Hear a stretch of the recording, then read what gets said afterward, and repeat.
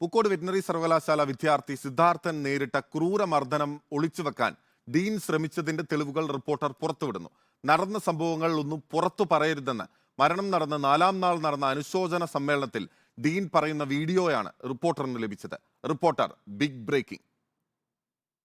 ഇതുമായിട്ട് ബന്ധപ്പെട്ടിട്ടുള്ള എല്ലാ കേസുകളും പോലീസിന്റെ നിരീക്ഷണത്തിലും അന്വേഷണത്തിലും ആയതിനാൽ നമുക്ക് കേസിന്റെ വിശദാംശങ്ങളും അദ്ദേഹത്തിനുണ്ടായിട്ടുള്ള ഷെയറിങ്ങും അതിന് ശേഷം ഉണ്ടായിട്ടുള്ള ഇൻസിഡൻസും ഷെയർ ചെയ്യാൻ പറ്റിയ ഒരു അനുശോചന യോഗമല്ല എന്ന് കൂടി ഞാൻ അറിയിക്കുകയാണ്. സിദ്ധാർത്ഥിന്റെ മരണം സ്ഥിരീകരിച്ച് 4-ാം നാൾ ഫെബ്രുവരി 22-ന് ഉച്ചയ്ക്ക് 12:45-നായിരുന്നു അനുശോചന സമ്മേളനം. സിദ്ധാർത്ഥിനെ ക്രൂരമായി മർദ്ദിച്ച വിദ്യാർത്ഥികളെ മുൻനിരയിലിരുത്തിയായിരുന്നു ഡീനിന്റെ പ്രസംഗം. മരണത്തിനിടയായ സംഭവങ്ങൾ ആരും പുറത്തു പറയാതിരിക്കാനുള്ള നിർദ്ദേശമായിരുന്നു ഡീനിന്റെ പ്രസംഗമെന്ന് വ്യക്തം.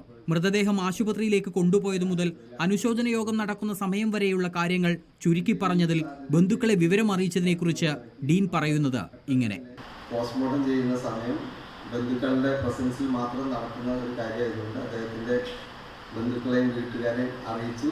അതുവരെ ബോഡി നമ്മുടെ ബത്തേരിയിലെ താലൂക്ക് ഹെഡ്ക്വാർട്ടേഴ്സ് ഹോസ്പിറ്റലിലെ മോർച്ചറിയിൽ സൂക്ഷിക്കുകയാണ് ഉണ്ടായത്. വീട്ടുകാരെ മരണം നടന്നയുടൻ അധികൃതരാരും അറിയിച്ചില്ല എന്ന് സിദ്ധാർത്ഥിന്റെ കുടുംബം പറഞ്ഞത് ശരിയാണെന്ന് തെളിയുകയാണ് ഡീനിന്റെ പ്രസംഗത്തോടെ. എന്തിനായിരുന്നു അനുശോചന പ്രസംഗത്തിൽ ഡീൻ ഇങ്ങനെ പറഞ്ഞത് എന്ന് വ്യക്തമാക്കണമെന്നായിരുന്നു യൂത്ത് കോൺഗ്രസ് സംസ്ഥാന അധ്യക്ഷൻ രാഹുൽ മാങ്കൂട്ടത്തിലിന്റെ പ്രതികരണം. എന്തെങ്കിലും സാധ്യതയുണ്ടെങ്കിൽ ജീവൻ രക്ഷിക്കാമെന്ന് കരുതി പെട്ടെന്ന് തന്നെ ആശുപത്രിയിൽ എത്തിച്ചു. ആശുപത്രിയിൽ എത്തിച്ച ശേഷം ഡോക്ടർമാർ മരണം സ്ഥിരീകരിക്കുന്ന സാഹചര്യമാണ് ഉണ്ടായത്. ശേഷം നമുക്ക് വേറെ മാർഗമില്ല, പോലീസിനെ അറിയിച്ചു. അതായത് മറ്റു മാർഗങ്ങളൊന്നുമില്ലാത്തതിന്റെ പേരിൽ പോലീസിനെ അറിയിച്ചു. പറഞ്ഞത് ഞാനല്ല, അവിടുത്തെ ഏതെങ്കിലും കോൺഗ്രസ് നേതാവല്ല, പറഞ്ഞിരിക്കുന്ന ആ സർവകലാശാലയിൽ ഉത്തരവാദിത്തപ്പെട്ട ഡീൻ തന്നെയാണ്. സിദ്ധാർത്ഥൻ ഏറ്റുവാങ്ങിയ മർദ്ദനത്തെക്കുറിച്ച് വിദ്യാർത്ഥികൾ ആരും അനുശോചന യോഗത്തിൽ പറയാനുള്ള സാധ്യതയാണ് ഡീൻ ഒഴിവാക്കിയത് എന്ന് ഇതോടെ വ്യക്തം. TV Prasad, reporter, Thiruvananthapuram.